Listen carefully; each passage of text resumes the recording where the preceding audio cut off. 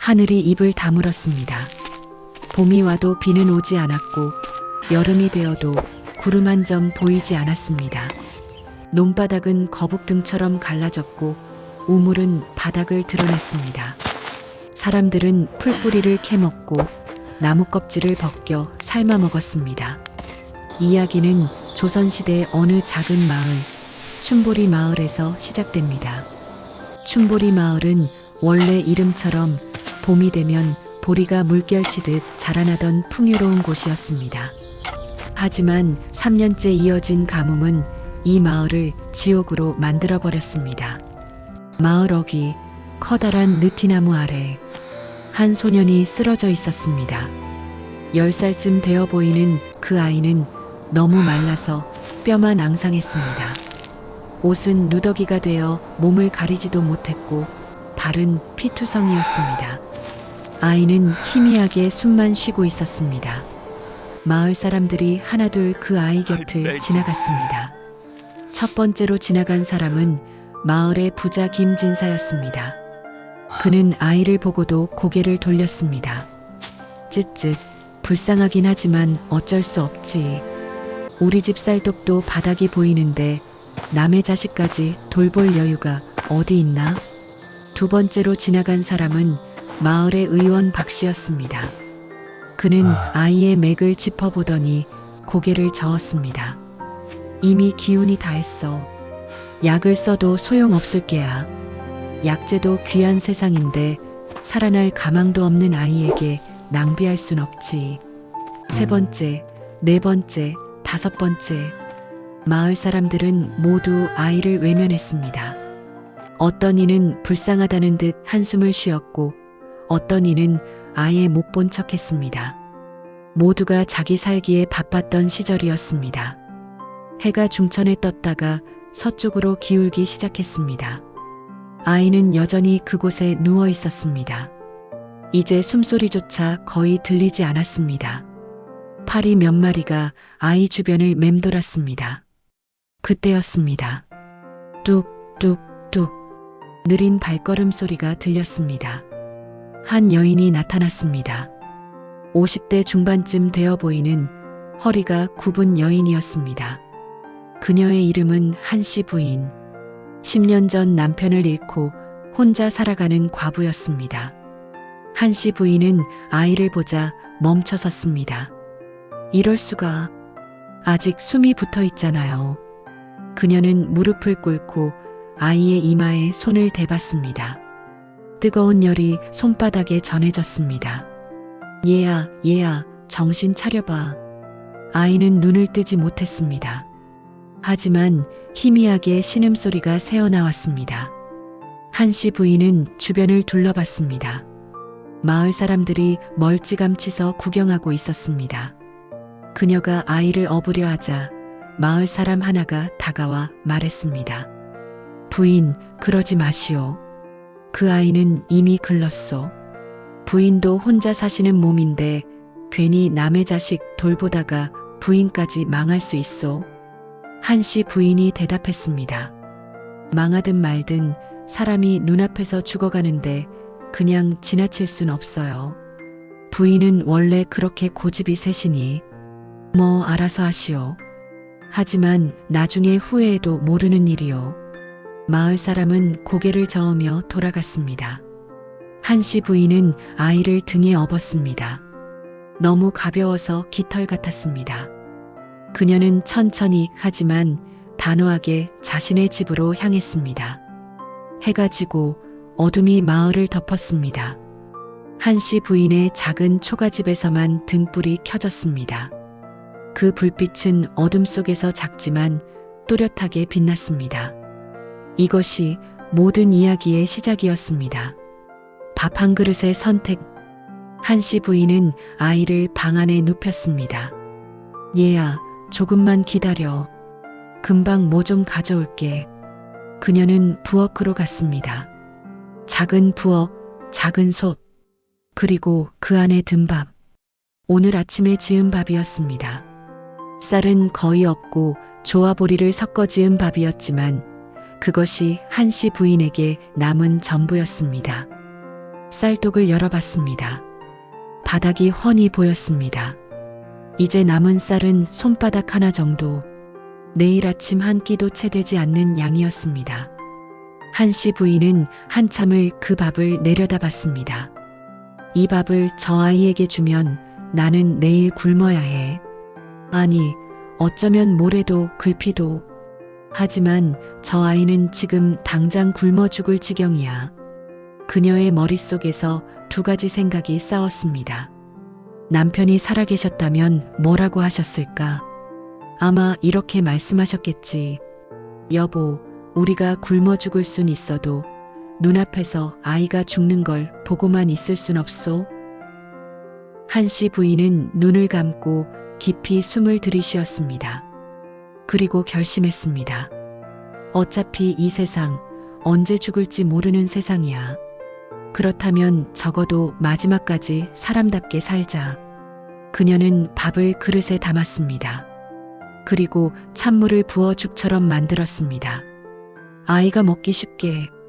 방으로 들어가자 아이는 여전히 눈을 감고 있었습니다.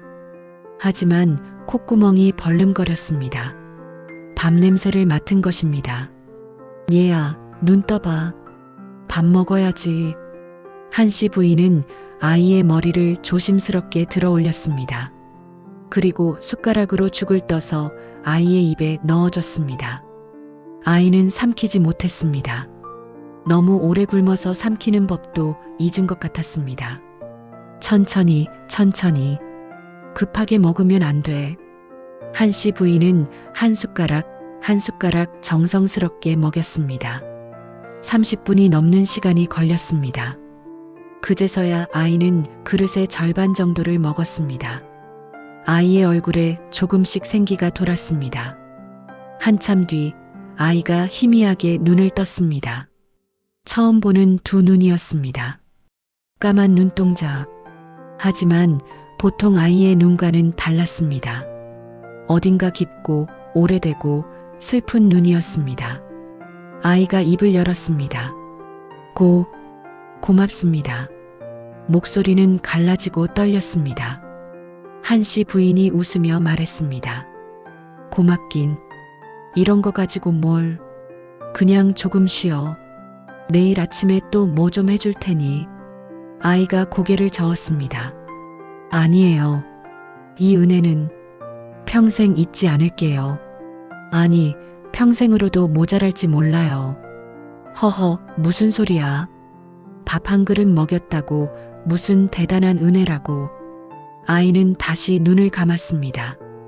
그리고 잠에 빠져들었습니다. 한씨 부인은 아이를 덮어주고 조용히 방을 나왔습니다. 부엌으로 돌아온 그녀는 남은 밥 반 그릇을 바라봤습니다. 그것이 그녀의 저녁이자 내일 아침이었습니다. 괜찮아. 나는 이미 평생을 살았잖아. 저 아이는 아직 살 날이 많은데. 그녀는 물을 한 바가지 마시고 잠자리에 들었습니다. 그날 밤 마을 전체가 고요했습니다. 별도 없는 하늘, 달도 구름에 가려 보이지 않았습니다. 하지만 한씨 부인의 집 처마 끝에서 작은 빛 하나가 반짝였습니다. 아무도 그것을 보지 못했습니다. 소년의 이상한 말. 다음 날 아침 한씨 부인은 일찍 눈을 떴습니다. 배는 고팠지만 마음은 이상하게 편안했습니다. 아이는 어떻게 됐을까? 그녀는 조심스럽게 방문을 열었습니다. 아이는 잠들어 있었습니다. 하지만 어젯밤과는 달랐습니다. 얼굴에 혈색이 돌았고 숨소리도 고르게 들렸습니다. 한씨 부인은 안도의 한숨을 쉬었습니다. 살았구나. 다행이야. 그녀는 부엌으로 가서 남은 밥 반 그릇을 꺼냈습니다. 그것을 물에 말아서 아이를 위한 아침을 만들었습니다. 자신의 몫은 없었지만 개의치 않았습니다. 1시간쯤 지나 아이가 깨어났습니다. 저기, 아주머니. 한씨 부인이 방으로 들어갔습니다. 깼구나. 몸은 좀 어때? 많이 좋아졌어요. 고맙습니다. 아이는 일어나 앉으려 했지만 아직 힘이 없었습니다. 한씨 부인이 부축했습니다. 천천히, 천천히. 밥 먹고 힘 좀 차려. 그녀는 아침을 가져와 아이에게 먹였습니다. 아이는 이번에는 스스로 숟가락을 들었습니다. 떨리는 손으로 하지만 천천히 밥을 먹었습니다. 밥을 다 먹은 아이는 한씨 부인을 똑바로 쳐다봤습니다. 아주머니, 왜 저를 도와주셨어요? 한씨 부인이 미소 지었습니다. 왜긴 뭘 왜야? 사람이 죽어가는데 그냥 지나칠 순 없잖니. 다른 사람들은 모두 저를 외면했어요. 그 사람들을 탓할 순 없어. 다들 살기 힘든 세상이니까. 아이는 고개를 숙였습니다. 한참 동안 아무 말도 하지 않았습니다. 그러다 갑자기 고개를 들고 말했습니다. 아주머니, 아주머니에게는 소원이 있으세요? 소원? 뭐, 누구에게나 소원 하나쯤은 있겠지. 왜? 어떤 소원이세요? 한씨 부인은 잠시 생각했습니다. 글쎄, 예전에는 돈도 많이 벌고 자식도 낳고 싶었는데 이제는 그런 것도 다 소용없는 것 같아. 지금은 그냥 이 가뭄이 끝나서 사람들이 굶지 않았으면 좋겠어. 그것만으로도 충분해. 아이는 고개를 끄덕였습니다. 역시 그런 말씀을 하실 줄 알았어요. 뭐가? 아주머니 같은 분은 자기 자신을 위한 소원보다 남을 위한 소원을 먼저 빌거든요. 한씨 부인은 웃었습니다. 허허, 이 녀석이 나이는 어린데 말은 어른스럽게 하네. 넌 이름이 뭐니? 아이는 잠시 망설이다가 대답했습니다. 이름은 중요하지 않아요. 그냥 떠돌아다니는 아이예요. 집은? 부모님은? 없어요. 다 없어요. 한씨 부인의 가슴이 먹먹해졌습니다. 그럼 어디로 갈 거니? 모르겠어요. 어디든 발길 닿는 대로 갈 거예요. 지금 몸 상태로 어딜 가? 좀 쉬었다 가거라. 며칠이라도. 아이는 고개를 저었습니다. 안 돼요. 오래 있으면 아주머니한테 짐이 될 거예요. 전 오늘 떠날게요. 그래도 괜찮아요. 전 원래 이렇게 살아왔어요.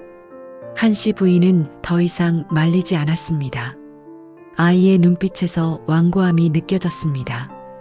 해가 중천에 이르렀습니다. 아이는 자리에서 일어났습니다. 아직 비틀거렸지만 어제보다는 훨씬 나았습니다. 한씨 부인은 아이에게 줄 것이 없는지 집안을 뒤졌습니다. 하지만 아무것도 없었습니다. 쌀도 돈도 옷도 없었습니다. 미안하다 얘야. 너한테 줄 게 아무것도 없구나. 아이는 웃으며 말했습니다. 아니에요. 아주머니는 저한테 이미 세상에서 가장 귀한 걸 주셨어요. 뭔데? 밥 한 그릇이요. 그리고 따뜻함이요. 아이는 문지방을 넘어섰습니다. 그리고 한씨 부인을 돌아보며 말했습니다. 아주머니, 이 은혜는 반드시 돌아올 거예요. 아주머니가 생각하는 것보다 훨씬 빠르게, 훨씬 크게요. 뭐, 무슨 소리니? 기억하세요. 세상에는 공짜가 없어요. 좋은 일도 나쁜 일도 모두 돌고 돕니다. 아주머니가 주신 밥 한 그릇의 대가는 반드시 돌아올 거예요. 아이의 목소리는 또렷했지만 어딘가 슬펐습니다. 한씨 부인은 아이의 말이 무슨 뜻인지 몰랐습니다. 얘야, 무슨 말을 그렇게 어렵게 하니? 그냥 건강하게만 살아. 그것만으로 충분해. 아이는 더 이상 말하지 않았습니다. 그저 깊게 고개를 숙여 절을 했습니다. 그리고 천천히 마을 어귀 쪽으로 걸어갔습니다. 한씨 부인은 그 뒷모습을 한참 동안 지켜봤습니다. 아이는 느티나무 아래를 지나고 언덕을 넘어 시야에서 사라졌습니다. 한씨 부인은 혼잣말을 했습니다. 이상한 아이였어. 대가가 돌아온다니. 밥 한 그릇 먹인 것 가지고 무슨 대가를 바라겠어. 그녀는 집으로 돌아갔습니다. 하지만 아이의 마지막 말이 계속 귓가에 맴돌았습니다. 반드시 돌아올 거예요. 그날 저녁, 한씨 부인은 빈 쌀독을 바라보며 한숨을 쉬었습니다. 이제 정말 아무것도 없네. 함께한 하룻밤의 진실. 사흘이 지났습니다. 한씨 부인은 하루에 한 끼도 제대로 먹지 못했습니다. 산에 가서 나무를 캐고 냇가에서 물을 떠다 마시며 버텼습니다. 마을 사람들은 그녀를 수군거렸습니다. 그러게 내가 뭘 했어. 남의 자식 돌보다가 자기가 굶게 생겼잖아. 원래 마음만 착하고 머리는 없는 사람이야. 세상이 어떻게 돌아가는지도 모르고 이제 곧 쓰러질걸. 벌써 사흘째 제대로 먹지도 못했다던데. 한씨 부인은 그런 말들을 들었지만 대꾸하지 않았습니다. 그저 자기 일을 묵묵히 했습니다. 넷째 날 저녁, 한씨 부인이 집으로 돌아오는데 마을 어귀에서 이상한 광경을 목격했습니다. 느티나무 아래에 누군가 서 있었습니다. 가까이 가보니 그 소년이었습니다. 얘야, 넌 떠난 거 아니었니? 소년은 고개를 숙였습니다. 죄송해요. 갈 곳이 없어서요. 결국 돌아왔어요. 한씨 부인은 반가우면서도 걱정스러웠습니다. 그동안 어떻게 지냈니? 먹기는 했어? 아니요. 아무것도. 아이는 다시 쓰러질 것처럼 비틀거렸습니다. 한씨 부인은 아이를 부축했습니다. 어서 와. 집에 가자. 하지만 아주머니도 먹을 게 없잖아요. 그건 나중 일이고 일단 와. 한씨 부인은 아이를 집으로 데려왔습니다. 하지만 정말로 집에는 아무것도 없었습니다. 쌀독은 텅 비었고 장독대에는 된장 한 숟가락만 남았습니다. 한씨 부인은 그 된장을 물에 풀어 아이에게 주었습니다. 이것밖에 없구나. 미안해. 아이는 그 된장물을 마셨습니다. 그리고 눈물을 흘렸습니다. 아주머니, 쟤 때문에 아주머니까지 굶게 되었어요. 괜찮아. 나는 나이도 먹었고 이제 죽어도 여한이 없어. 하지만 너는 아직 어린데 굶어서야 쓰겠니. 그날 밤 두 사람은 나란히 누웠습니다. 방은 추웠고 배는 고팠지만 이상하게도 마음은 따뜻했습니다. 한씨 부인이 물었습니다. 얘야, 넌 정말 집도 없니? 부모님도? 네. 아주 오래전에 다 잃었어요. 어떻게? 기억하고 싶지 않아요. 너무 아파요. 한씨 부인은 더 묻지 않았습니다. 한참 침묵이 흐른 뒤 아이가 말했습니다. 아주머니, 제가 한 가지 말씀드려도 될까요? 그래, 뭔데? 사실 제가 처음 이 마을에 왔을 때 아주머니만 저를 도와준 게 아니에요. 응? 무슨 소리니? 저는 다른 집에도 가봤어요. 김진사 댁, 박 의원 댁, 최 부자 댁 모두 10집이 넘었어요. 그래서 하지만 아무도 문을 열어주지 않았어요. 어떤 집은 개를 풀어서 저를 쫓았고 어떤 집은 저주를 퍼부었어요. 한씨 부인은 가슴이 아팠습니다. 그래서 마을 어귀에 쓰러진 거구나. 네. 저는 그때 생각했어요. 아, 이 마을에는 착한 사람이 한 명도 없구나. 나는 여기서 죽는구나 라고요.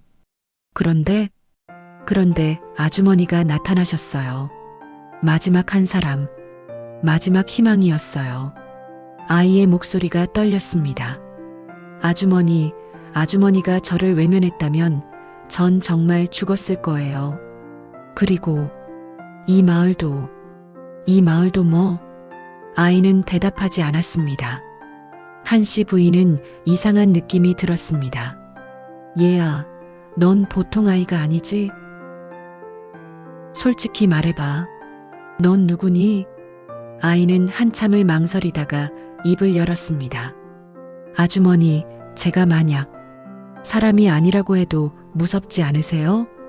한씨 부인의 심장이 쿵 떨어지는 것 같았습니다. 뭐라고? 전 사람이 아니에요. 아니, 사람이었지만 이제는 아니에요. 그럼 넌 뭔데? 아이는 천천히 일어나 앉았습니다. 어둠 속에서 아이의 눈이 빛났습니다. 까만 눈동자가 아니었습니다. 푸른빛이 감도는 사람의 것이 아닌 눈이었습니다. 한씨 부인은 놀라 뒤로 물러섰습니다. 너는 무서우시죠? 괜찮아요. 도망가셔도 돼요. 하지만 한씨 부인은 도망가지 않았습니다. 두려웠지만 그보다 더 큰 무언가가 그녀를 붙들었습니다. 얘야, 내가 누구든 뭐든 나는 내가 무섭지 않아. 정말이에요? 그래. 넌 내가 밥을 먹였던 그 아이잖니. 그것만으로 충분해. 아이의 눈에서 눈물이 흘렀습니다. 푸른 빛의 눈물이었습니다. 고마워요, 아주머니. 아주머니 같은 분이 있어서 이 세상은 아직 살만한 곳인 것 같아요. 아이는 다시 눈을 감았습니다. 그러자 푸른 빛이 사라지고 다시 평범한 아이의 눈으로 돌아왔습니다. 아주머니, 내일 큰일이 일어날 거예요. 큰일? 네. 아주머니한테도 이 마을한테도요. 하지만 두려워하지 마세요. 모든 건 정해진 일이니까요. 무슨 소리인지 하나도 모르겠구나.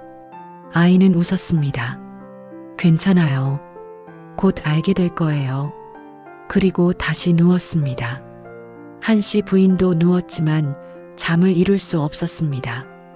밤은 깊어갔고 바람 소리만 창문을 흔들었습니다. 그날 밤 한씨 부인은 이상한 꿈을 꾸었습니다. 푸른 하늘, 거대한 나무, 그리고 그 나무 위에 앉은 무언가. 하지만 아침이 되자 꿈의 내용은 모두 잊혀졌습니다. 사라진 소년. 아침 햇살이 방 안을 비췄습니다. 한씨 부인은 눈을 떴습니다. 옆을 보니 아이가 없었습니다. 얘야? 대답이 없었습니다. 한씨 부인은 황급히 일어나 집안을 뒤졌습니다. 부엌, 마당, 뒷간, 어디에도 아이는 없었습니다. 또 떠난 건가? 그녀는 허탈한 마음으로 방으로 돌아왔습니다. 그때 바닥에 무언가가 놓인 것을 발견했습니다. 작은 나뭇가지였습니다. 평범한 나뭇가지가 아니었습니다. 푸른빛이 감도는 살아있는 것 같은 가지였습니다. 한씨 부인은 그것을 집어들었습니다. 순간 머릿속에 목소리가 들렸습니다. 아이의 목소리였습니다. 아주머니, 이것을 마당에 심으세요. 그리고 물을 주세요. 그러면 모든 게 시작될 거예요. 한씨 부인은 놀라가지를 떨어뜨렸습니다. 이게 뭐지? 하지만 목소리는 더 이상 들리지 않았습니다.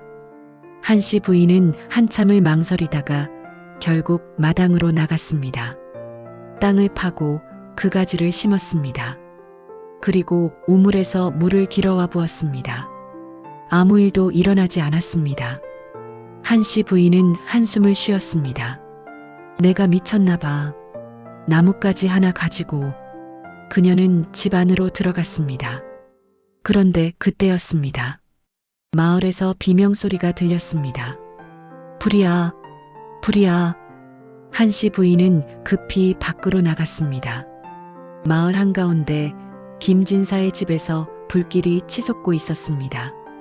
물을 떠와, 빨리. 사람들이 우왕좌왕했습니다. 하지만 우물은 이미 바닥났고 물을 구할 방법이 없었습니다. 불은 순식간에 번졌습니다. 김진사의 집은 물론 옆집, 그 옆집까지 사람들은 재산을 옮기기에 급급했습니다. 한씨 부인도 자기 집으로 달려갔습니다. 아니야, 우리 집까지는 안 올 거야. 하지만 바람이 불었습니다. 불씨가 날아와 한씨 부인의 초가집 지붕에 떨어졌습니다.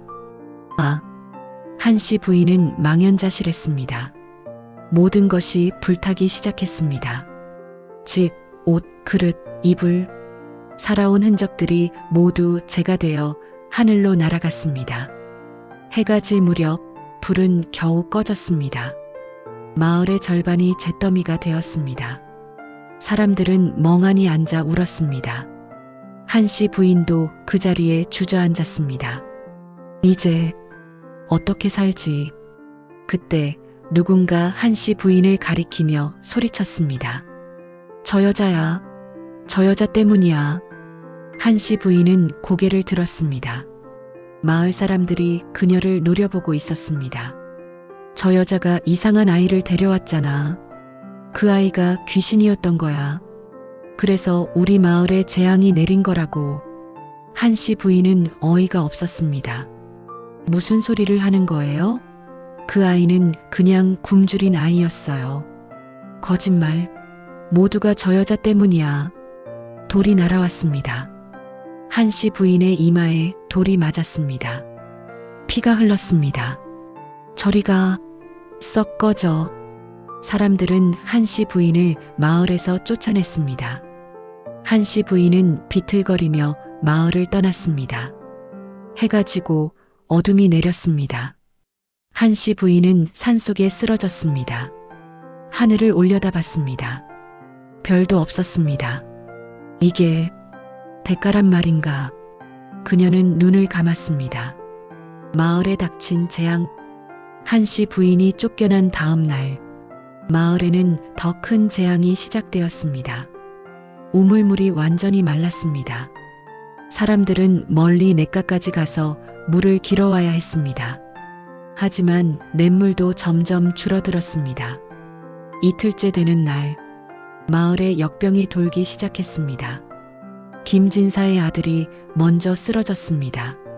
아버지, 몸이 너무 뜨거워요. 의원을 불러, 빨리. 박 의원이 왔지만 손을 쓸 수 없었습니다. 이건 저도 처음 보는 병입니다. 약이 없어요. 김진사의 아들은 사흘 만에 죽었습니다. 그 다음은 최 부자의 딸이었습니다. 그 다음은 이서방의 아내였습니다. 하루에 2~3명씩 죽어갔습니다. 마을은 공포에 휩싸였습니다. 이게 다 저 여자 때문이야. 한씨 부인이 귀신을 불러들인 거야. 하지만 한씨 부인은 이미 마을에 없었습니다. 일주일이 지났습니다. 역병은 더 심해졌습니다. 마을 사람의 절반이 병에 걸렸습니다. 그리고 그중 절반이 죽었습니다. 마을 어귀에는 무덤이 줄지어 늘어섰습니다. 사람들은 매일 울었습니다. 이러다가 다 죽겠어. 누가 좀 살려줘. 하지만 아무도 그들을 도와주지 않았습니다. 이웃 마을도 사정이 마찬가지였으니까요. 보름째 되는 날, 역병보다 더 무서운 것이 나타났습니다. 도적되었습니다. 문을 열어. 안 열면 불 지른다. 마을 사람들은 저항할 힘도 없었습니다. 도적들은 마을을 약탈했습니다. 남은 식량, 귀한 물건, 심지어 옷까지 모두 빼앗아 갔습니다. 김진사가 애원했습니다.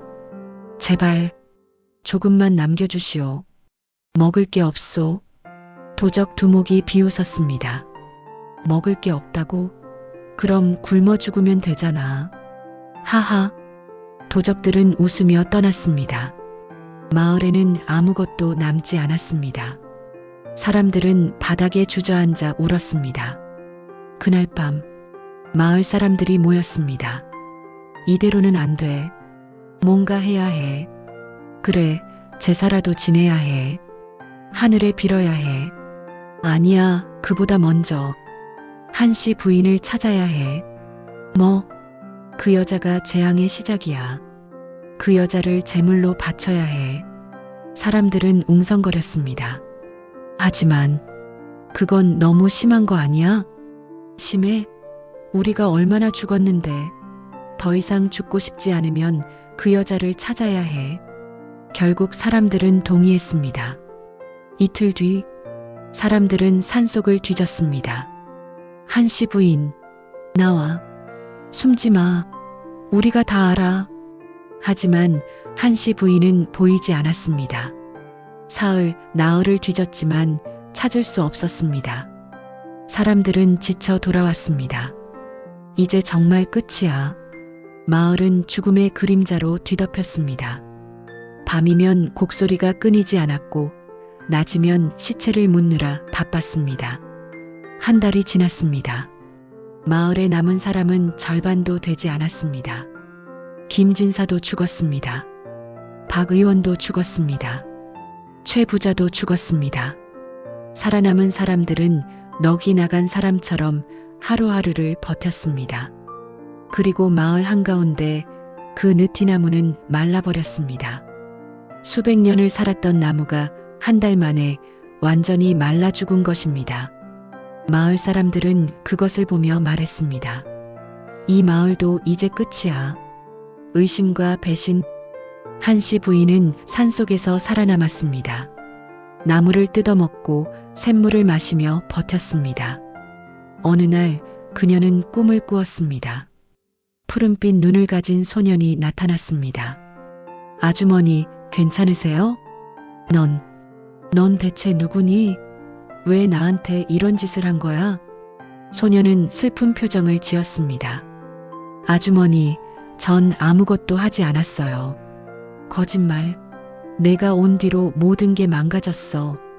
아니에요. 그건 원래 정해진 일이었어요. 뭐? 이 마을은 원래 망할 운명이었어요. 사람들의 마음이 너무 메말랐거든요. 그럼 넌 뭐야? 그 운명을 실행하러 온 거야? 소녀는 고개를 저었습니다. 아니요. 전 시험하러 왔어요. 시험? 이 마을에 단 한 사람이라도 착한 사람이 있는지요? 만약 있다면 마을을 구할 수 있었어요. 한씨 부인은 깨달았습니다. 그래서 10집이 넘게 찾아간 거구나. 네. 하지만 아주머니만 저를 도와주셨어요. 아주머니 한 분뿐이었어요. 그럼 마을은?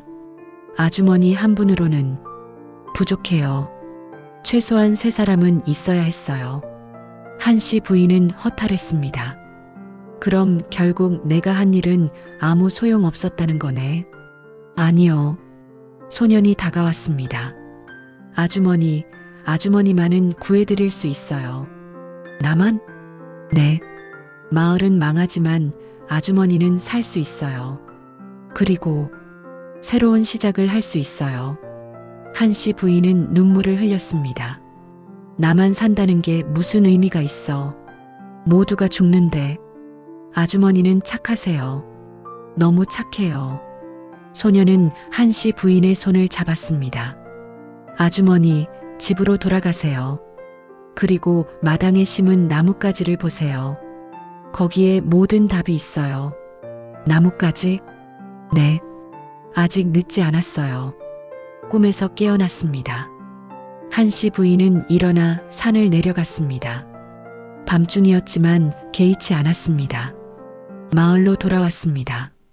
마을은 조용했습니다. 너무 조용했습니다. 그녀는 자신의 집이 있던 자리로 갔습니다. 불에 탄 흔적만 남았습니다. 하지만 마당에 나뭇가지를 심었던 그 자리에 작은 싹이 돋아나 있었습니다. 푸른빛이 감도는 신비로운 싹이었습니다. 한씨 부인은 그것을 보며 무릎을 꿇었습니다. 이게 대가란 말이구나. 소년의 흔적. 한씨 부인은 그 푸른 싹을 하루 종일 지켜봤습니다. 신기하게도 싹은 눈으로 볼 수 있을 정도로 자랐습니다. 아침에는 손가락 한마디 정도였던 것이 저녁이 되자 손바닥만큼 자라났습니다. 대체 이게 뭐지? 한씨 부인은 우물에서 물을 길어와 부었습니다. 물을 주자 싹은 더욱 빠르게 자라기 시작했습니다. 밤이 되었습니다. 한씨 부인은 불탄 집터 옆에 움막을 짓고 그곳에서 잤습니다. 하지만 잠을 이룰 수 없었습니다. 마당에서 이상한 소리가 들렸기 때문입니다. 바스락 바스락. 마치 무언가 자라나는 소리 같았습니다.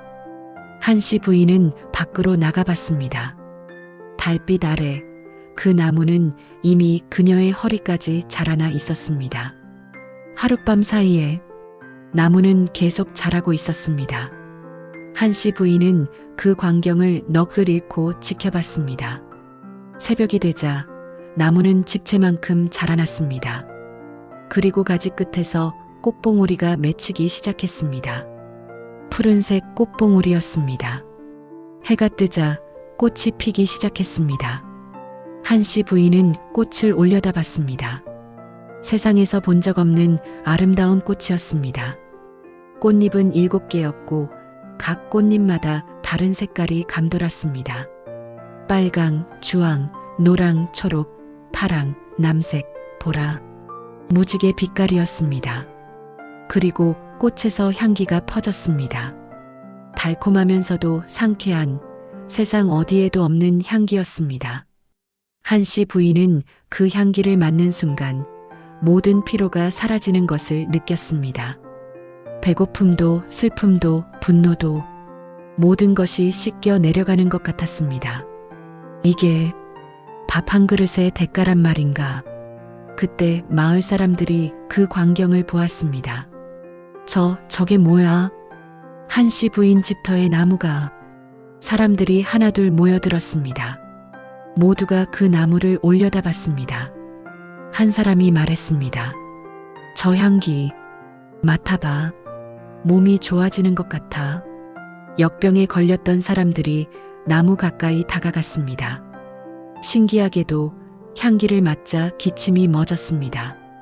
열이 내렸습니다. 고통이 사라졌습니다. 이건 신목이야. 하늘이 내린 나무야.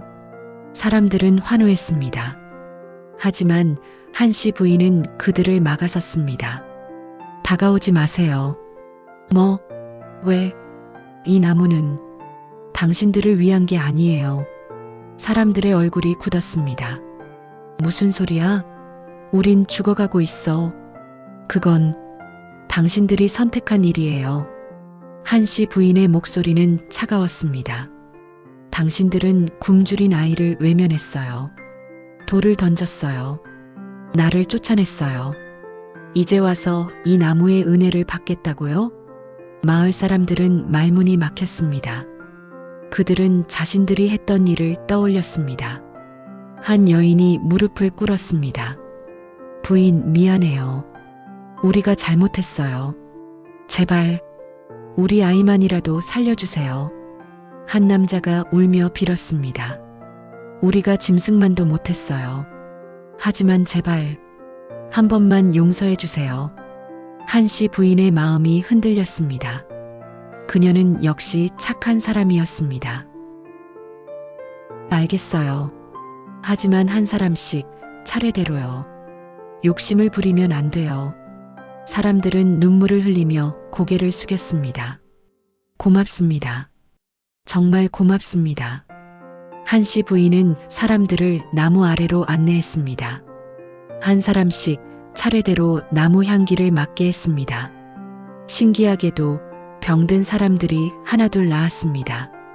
해가 중천에 이를 무렵 마을의 모든 병자가 치유되었습니다. 사람들은 울고 웃으며 서로를 껴안았습니다. 하지만 한씨 부인은 웃지 않았습니다. 그녀는 알고 있었습니다. 이것은 시작일 뿐이라는 것을, 진짜 시험은 아직 오지 않았다는 것을. 그날 밤 한씨 부인은 나무 아래에서 잠들었습니다. 꿈속에서 다시 소년이 나타났습니다. 아주머니, 잘하셨어요. 넌 정말 누구니? 소년은 미소 지었습니다. 곧 알게 될 거예요. 아주 곧요. 진실의 밤. 사흘이 지났습니다. 나무는 더욱 크게 자랐습니다. 이제 마을에서 가장 높은 나무가 되었습니다. 열매가 맺히기 시작했습니다. 푸른빛이 도는 투명한 열매였습니다. 한 사람이 그 열매를 따려고 했습니다. 이 열매를 먹으면 더 좋아질 거야. 하지만 가지에 손을 대는 순간 전기에 감전된 것처럼 튕겨났습니다. 아! 사람들은 놀랐습니다. 왜 그래? 손을 댈 수가 없어. 뭔가 막고 있어. 한씨 부인이 말했습니다. 이 나무는 함부로 만질 수 없어요. 허락된 사람만 가까이 갈 수 있어요. 그럼 누가 허락된 사람이에요? 모르겠어요. 사실 한씨 부인도 몰랐습니다. 그날 밤 하늘에서 먹구름이 몰려왔습니다. 3년 만에 처음 보는 구름이었습니다. 사람들은 흥분했습니다. 비다. 비가 온다. 하늘이 우리를 용서하신 거야. 천둥이 쳤습니다. 번개가 하늘을 갈랐습니다. 그리고 비가 내리기 시작했습니다. 처음에는 보슬비였습니다. 하지만 점점 거세졌습니다. 폭우가 되었습니다. 사람들은 기뻐하며 밖으로 나왔습니다. 만세, 만세. 하지만 기쁨은 오래가지 않았습니다. 비는 그치지 않았습니다. 하루, 이틀, 사흘, 일주일이 지나도 비는 멈추지 않았습니다. 마을은 물에 잠기기 시작했습니다. 논밭은 모두 물에 잠겼고 낮은 곳에 있던 집들도 침수되었습니다. 사람들은 다시 공포에 빠졌습니다. 이게 무슨 일이야? 가뭄이 끝나니 이번엔 홍수야. 한씨 부인도 걱정이 되었습니다. 이 비는 보통 비가 아니야. 열흘째 되는 밤, 비는 더욱 거세졌습니다. 천둥 소리가 집을 흔들었고 번개는 끊임없이 하늘을 찢었습니다. 한씨 부인은 나무 아래 움막에서 떨고 있었습니다. 그때 번개가 쳤습니다. 나무를 향해. 하지만 나무는 번개를 흡수했습니다. 푸른 빛이 나무 전체를 감쌌습니다. 그리고 그 빛 속에서 소년이 나타났습니다. 이번에는 꿈이 아니었습니다. 진짜였습니다. 소년은 나무 위에 서 있었습니다. 한씨 부인은 숨을 멈췄습니다. 얘야. 소년은 내려와 한씨 부인 앞에 섰습니다. 아주머니, 오래 기다리셨죠? 넌 대체 누구니? 소년은 웃었습니다. 하지만 슬픈 미소였습니다. 전 이 세상 사람이 아니에요. 그럼 저는 하늘에서 내려온 존재예요. 사람들은 저를 여러 이름으로 불러요. 어떤 이는 신령이라 하고 어떤 이는 천사라 하고 어떤 이는 사자라고 해요. 한씨 부인은 무릎을 꿇으려 했습니다. 하지만 소년이 말했습니다. 아니에요, 아주머니. 절하지 마세요. 전절받을 자격이 없어요. 왜요? 저는 심판자거든요. 소년의 눈에서 빛이 났습니다. 푸른 빛이었습니다. 저는 100년마다 한 번씩 이 땅에 내려와요. 그리고 사람들의 마음을 시험해요. 시험? 네. 사람들이 아직 사람다운지 아니면 짐승으로 변했는지를요. 소년은 하늘을 올려다봤습니다. 이 마을은 시험에 떨어졌어요. 10집이 넘게 찾아갔지만 단 한 사람만 저를 도와줬으니까요. 그럼 이 모든 재앙이 정해진 일이었어요. 가뭄도 역병도 도적도 불도 모두 심판이었어요. 한씨 부인은 눈물을 흘렸습니다. 그럼 나도 심판을 받는 건가요? 소년은 고개를 저었습니다. 아니요. 아주머니는 유일하게 시험을 통과한 사람이에요. 그래서 이 나무가 아주머니의 선행에 대한 보답이에요. 밥 한 그릇의 대가예요. 한씨 부인은 나무를 올려다봤습니다. 이 나무는 뭐죠? 생명의 나무예요. 이 나무가 있는 한 이 땅은 다시 풍요로워질 거예요. 그럼 마을 사람들은? 소년은 침묵했습니다. 한참 뒤 입을 열었습니다.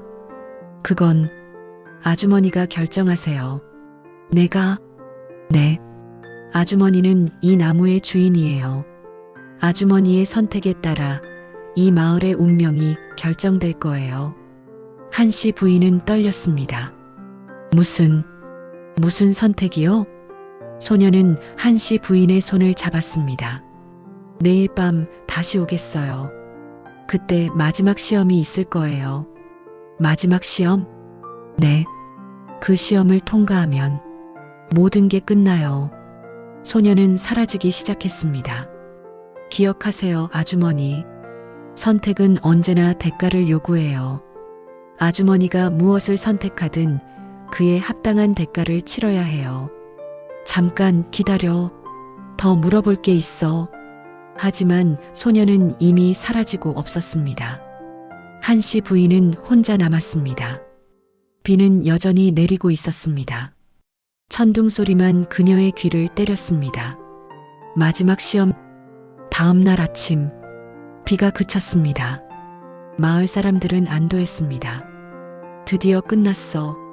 하지만 마을은 엉망이었습니다. 집들은 무너졌고 길은 진흙탕이 되었고 곳간은 모두 물에 잠겼습니다. 사람들은 다시 절망했습니다. 이제 정말 어떻게 살지? 한씨 부인은 그들을 바라봤습니다. 한 달 전 그녀를 돌로 쳤던 사람들, 그녀를 쫓아냈던 사람들. 하지만 지금은 모두 지쳐 있었습니다. 분노도 증오도 없었습니다. 그저 살고 싶다는 간절함만 있었습니다. 한씨 부인은 마음이 복잡했습니다. 나는 어떻게 해야 하지? 해가 지고 밤이 되었습니다. 한씨 부인은 나무 아래에 앉았습니다. 약속대로 소년이 나타났습니다. 아주머니, 준비되셨어요? 뭘 준비하라는 거니? 소년은 나무를 가리켰습니다. 이 나무의 열매를 보세요. 나무에는 7개의 열매가 열려 있었습니다. 각 열매마다 다른 색깔이었습니다. 무지개 색깔. 이 열매들은 각각 다른 힘을 가지고 있어요. 소년이 설명하기 시작했습니다. 첫 번째 빨간 열매는 생명의 열매예요. 이것을 먹으면 어떤 병도 낫고 수명이 늘어나요. 두 번째 주황 열매는 풍요의 열매예요. 이것을 땅에 심으면 그 땅은 영원히 풍요로워져요. 세 번째 노란 열매는 지혜의 열매예요. 이것을 먹으면 세상의 모든 지식을 얻을 수 있어요. 네 번째 초록 열매는 평화의 열매예요. 이것이 있는 곳에는 다툼과 전쟁이 사라져요. 다섯 번째 파란 열매는 치유의 열매예요. 이것은 마음의 상처까지 치유해줘요. 여섯 번째 남색 열매는 용기의 열매예요. 이것을 먹으면 어떤 두려움도 없어져요. 일곱 번째 보라 열매는 희망의 열매예요. 이것은 가장 특별한 열매예요. 한씨 부인은 넋을 잃고 들었습니다. 그리고 아주머니는 이 중 하나를 선택할 수 있어요. 하나만? 네, 딱 하나만요. 소녀는 잠시 멈췄다가 말을 이었습니다. 하지만 조건이 있어요. 조건? 만약 아주머니가 자신을 위해 열매를 선택하면 아주머니만 그 혜택을 받아요. 하지만 만약 마을을 위해 열매를 선택하면 그러면 아주머니는 대가를 치러야 해요. 한씨 부인의 가슴이 철렁 내려앉았습니다. 무슨 대가요? 소녀는 눈을 내리깔았습니다. 아주머니의 남은 수명 전부요. 뭐? 아주머니가 마을을 위해 열매를 선택하는 순간 아주머니는 사흘 뒤에 죽게 돼요. 한씨 부인은 말문이 막혔습니다. 그게 말이 돼? 이것이 균형의 법칙이에요. 큰 선물에는 큰 대가가 필요해요. 소녀는 한씨 부인을 똑바로 쳐다봤습니다. 아주머니 선택하세요. 자신을 위한 열매를 고르시겠어요?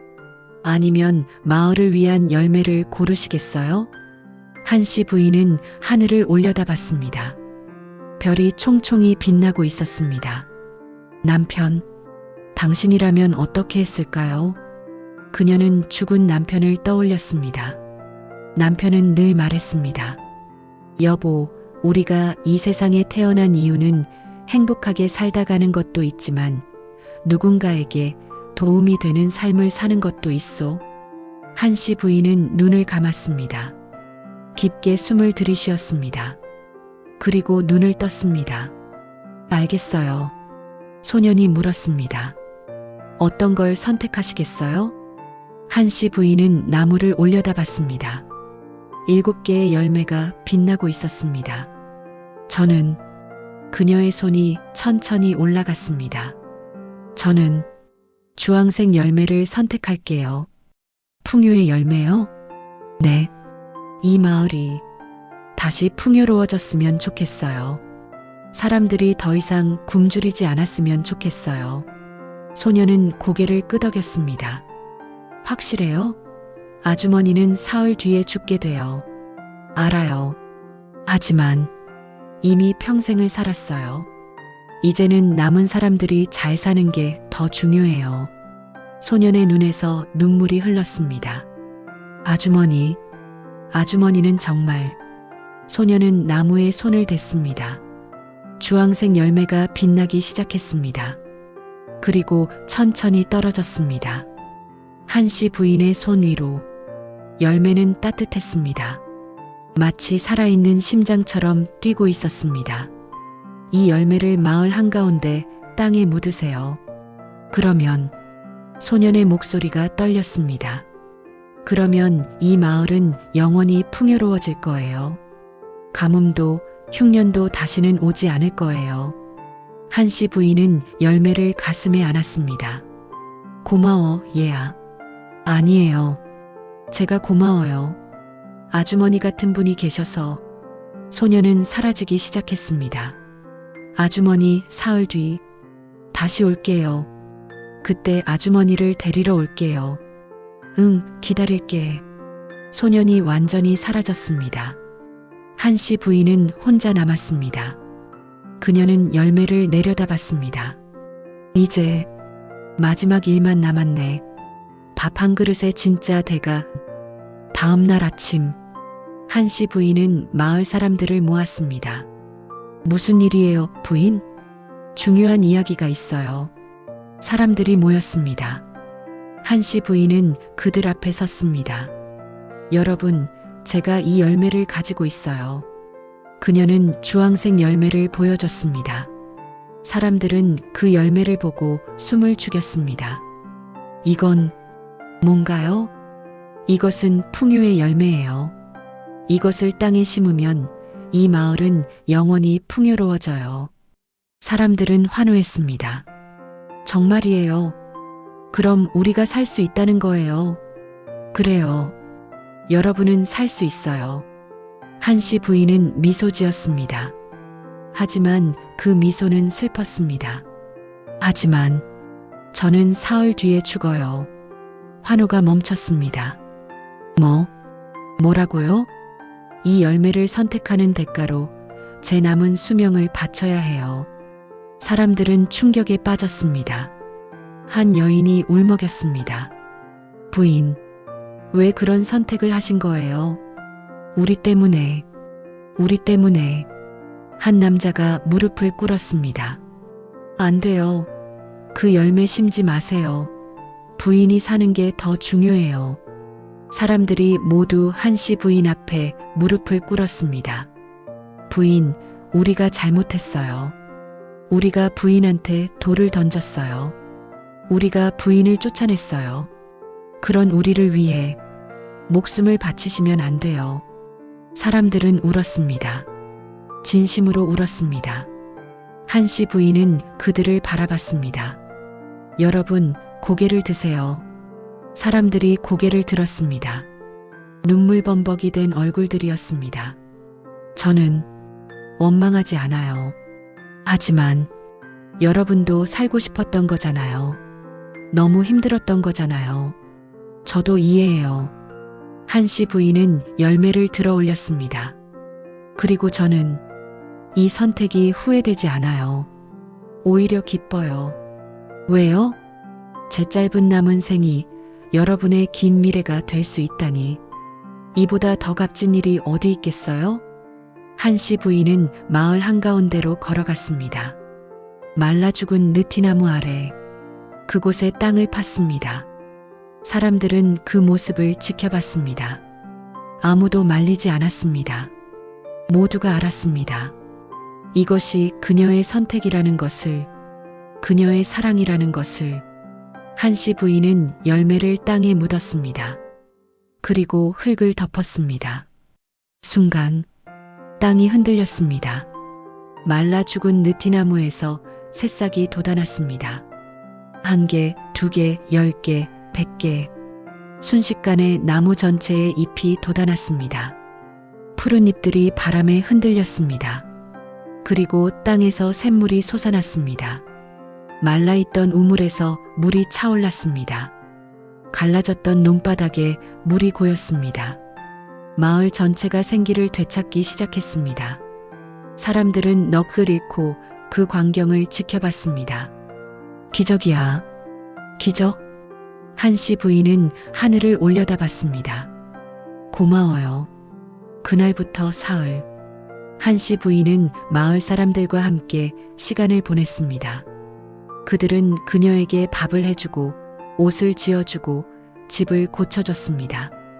그들은 그녀에게 이야기를 들려줬습니다.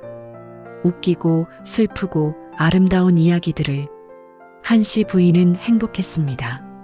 생전 처음으로 마을 사람 모두에게 사랑받는 느낌이었습니다. 사흘째 되는 밤, 한씨 부인은 자리에 누웠습니다. 마을 사람들이 그녀를 둘러쌌습니다. 부인, 가지 마세요. 우리가 이제 잘할게요.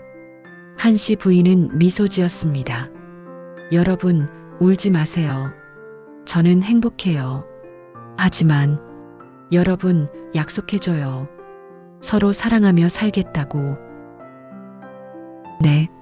그리고 굶주린 사람을 보면 밥 한 그릇이라도 나눠주겠다고. 네. 그러면 저는 만족해요. 한씨 부인의 숨소리가 약해졌습니다. 그때 푸른 빛이 방 안을 채웠습니다. 소년이 나타났습니다. 아주머니. 한씨 부인은 소년을 보고 웃었습니다. 왔구나. 네. 데리러 왔어요. 소년은 한씨 부인의 손을 잡았습니다. 아프지 않으세요? 응, 하나도 안 아파. 한씨 부인은 천천히 눈을 감았습니다. 얘야, 고마웠어. 아니에요, 아주머니. 제가 더 고마워요. 소년은 울었습니다. 푸른 눈물이 뺨을 타고 흘렀습니다. 한씨 부인은 마지막 숨을 내쉬었습니다. 그리고 조용히 평화롭게 떠났습니다. 마을 사람들은 통곡했습니다. 하늘도 울었습니다. 비가 내렸습니다. 하지만 이번에는 따뜻한 비였습니다. 10년이 흘렀습니다. 춘보리 마을은 완전히 변했습니다. 마을은 풍요로웠습니다. 논에는 황금빛 벼가 물결쳤고 밭에는 채소가 가득했습니다. 사람들은 더 이상 굶주리지 않았습니다. 마을 한가운데 그 느티나무는 더욱 크게 자랐습니다. 나무 아래에는 작은 비석이 서 있었습니다. 밥 한 그릇의 은인, 한씨 부인의 묘. 매일 아침 마을 사람들은 그 비석 앞에 와서 절을 했습니다. 그리고 밥 한 그릇을 올렸습니다. 어느 날, 한 어린아이가 어머니의 손을 잡고 나무 앞에 왔습니다. 엄마, 이 나무는 왜 이렇게 커요? 이건 특별한 나무란다. 왜요? 어머니는 아이를 안아 올리며 이야기를 시작했습니다. 옛날 옛적에 아주 착한 할머니가 계셨단다. 그 할머니는 마지막 남은 밥 한 그릇을 굶주린 아이에게 주셨지. 그래서요?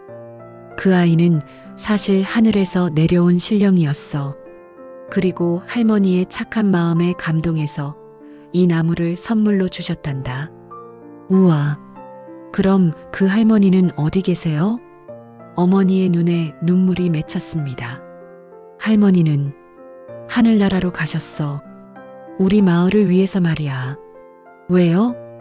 그게 밥 한 그릇의 대가였단다.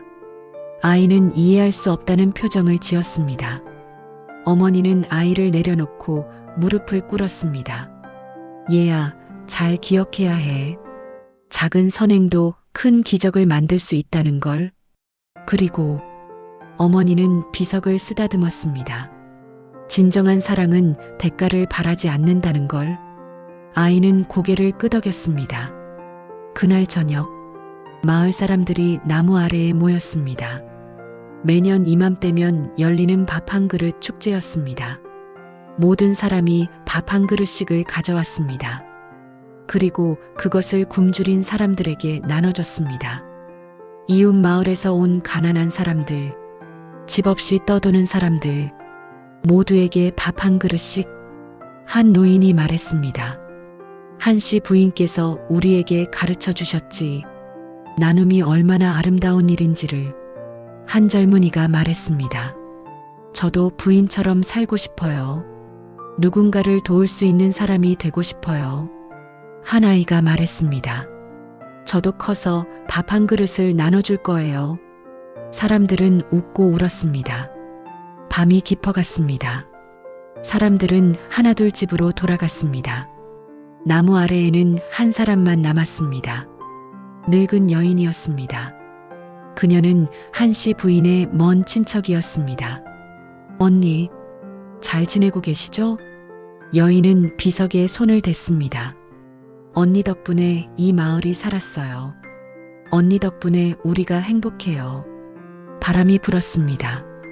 나무잎이 바람에 흔들렸습니다. 마치 대답하는 것처럼 여인은 눈물을 닦았습니다. 언니, 하늘에서도 우리를 지켜봐 주세요. 그 순간 나무에서 작은 빛 하나가 떨어졌습니다.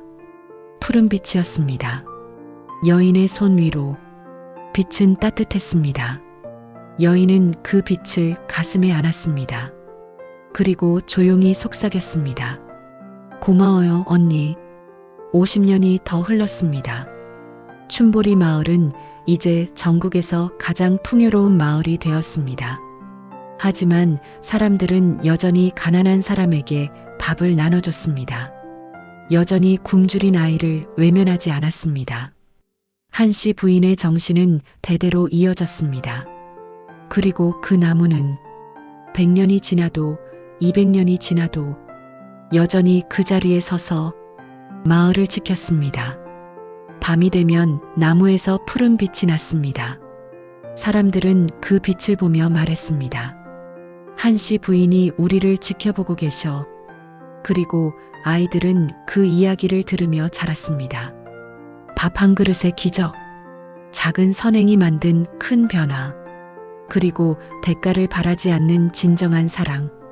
세월이 흘러도, 계절이 바뀌어도 그 이야기는 절대 잊히지 않았습니다. 지금도 어디선가 굶주린 아이가 있다면 사람들은 밥 한 그릇을 내어줍니다. 한씨 부인처럼. 그것이 밥 한 그릇의 진짜 대가였습니다.